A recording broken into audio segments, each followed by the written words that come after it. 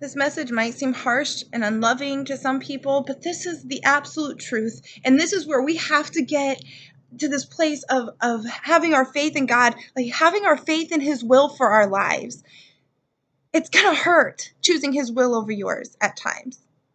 But if you chose your will over His in the long run, it's going to hurt you a whole lot more. Your feelings, your emotions, you might be hurt. It's important to heed His instruction and His guidance early on so that you don't end up being hurt worse. If you go against His will for your life, you are going to be robbing yourself of the peace and the joy that He has given you. Let me tell you something, you guys.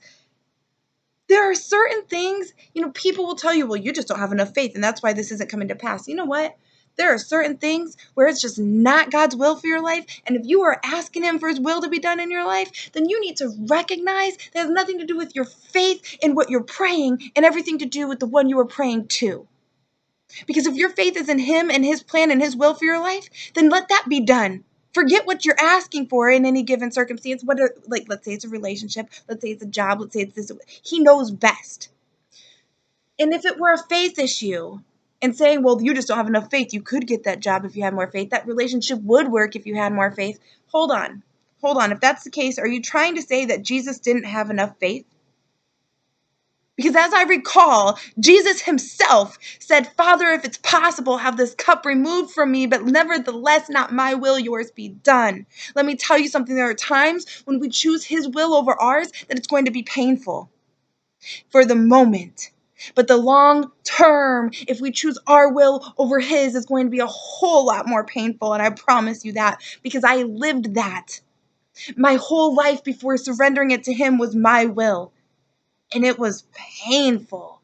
Life was hard. I want His will for my life. And I want to be obedient to Him. But let me tell you, right now is one of those moments where it hurts and it stings. But it's going to be worth it. And He will bless your obedience. And His will be done in your life. And His will is perfect. And every good and perfect gift is from above. So let me tell you something. He's got that good and perfect gift. But if you're too busy living your will instead of His will for your life, you're going to be getting your own type of gifts. And they're not going to be good and perfect. They're going to be mediocre. Let His will be done in your life. Don't let anybody else tell you what His will is for you. If anything, if they say something to you, it should be confirming what God already told you. I really, truly hope this touches somebody. And I understand this might seem unloving, but this is the truth. And if God is telling you to leave something, someone, or somewhere alone, do it. I know it's more gratifying for you to have your will be done, but it will be more satisfying for you to have His will be done, and you will maintain that peace and hope and joy, and actually it will increase.